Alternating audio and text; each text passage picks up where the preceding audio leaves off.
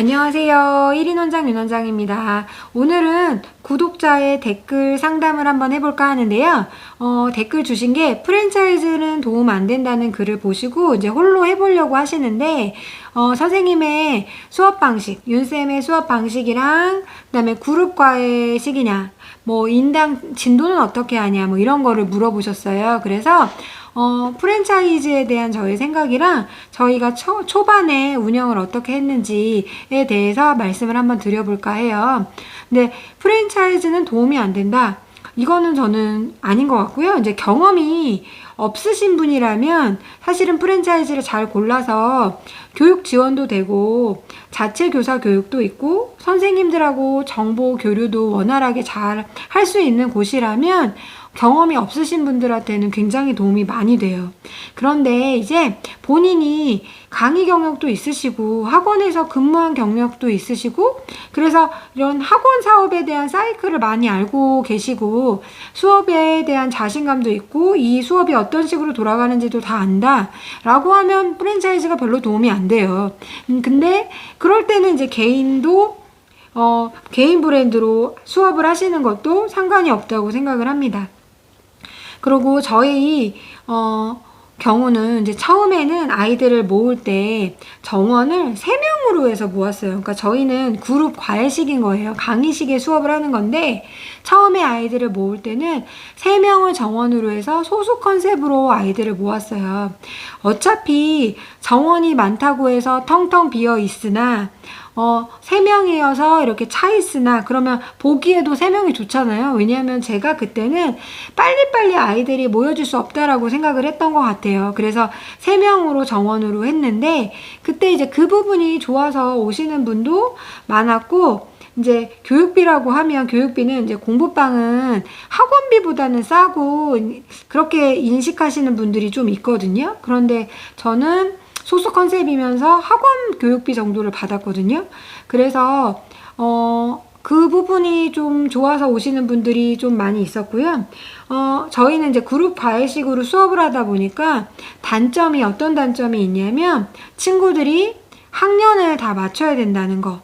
그 다음에 진도를 똑같이 맞춰야 되겠죠?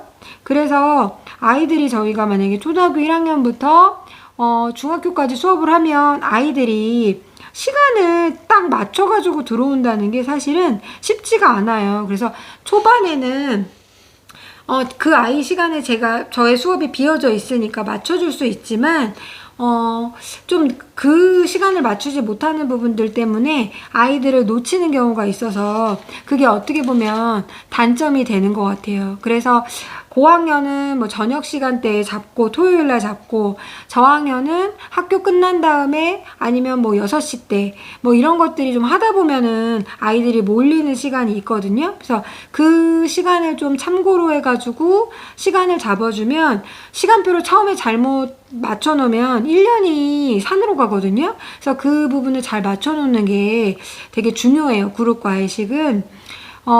그리고 저희 같은 경우는 이제 진도를 다 똑같이 뭐 같은 학년이 뭐 3반이다 그러면 좀 맞춰가지고 보강 같은 거 할 때 아이가 결석을 하면 이쪽에 뭐 결석 아이가 있으면 바꿔서 할 수 있도록 그런 식으로는 좀 맞춰놨고요.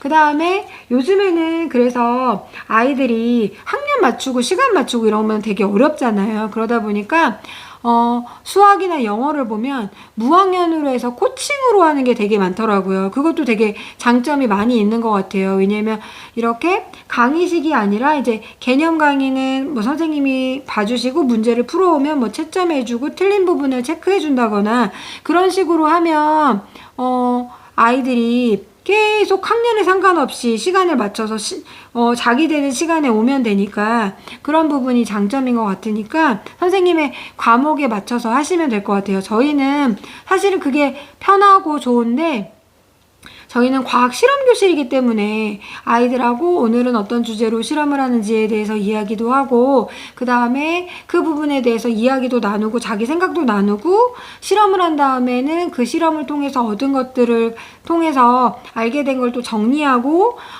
그런 부분들이 많기 때문에 원리를 이해하고 그렇기 때문에 그래서 이제 뭐 개념을 해주고 네가 만들기를 해가지고 와서 뭐 문제를 풀고 가. 뭐 이런 식의 수업은 사실은 저희 수업한테는 맞지가 않아서 그렇게는 안 하고 있거든요. 근데 그냥 이제 개념을 하고 문제를 풀이하고 뭐 아이들한테 틀린 거 체크한다 그러면 무학년제로 수업도 가능하고 코칭식이나 또 개념 강의를 먼저 듣게 하고도 가능하니까 그런 거를 생각해 보셔가지고 해주시면 도움이 되지 않을까 싶고요.